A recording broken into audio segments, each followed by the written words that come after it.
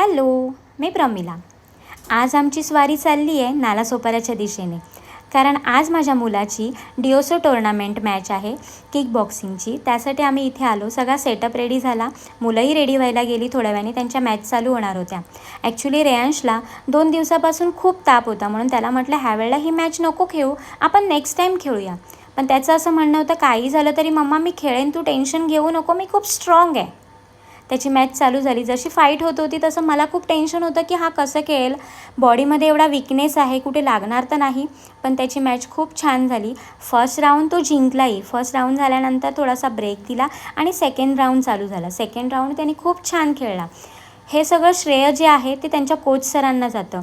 Coach sir त्यांच्यावर एवढी मेहनत करतात की मुलं खूप छान करून दाखवतात। कोच सरांचे मनापासून आभार। दोन्ही राऊंड झाल्यानंतर त्याचा फर्स्ट रँक आला, त्याला गोल्ड मेडल मिळालं। रेयांश खूप हॅपी होता आणि मीही। असा आमचा आजचा हा दिवस खूप छान गेला।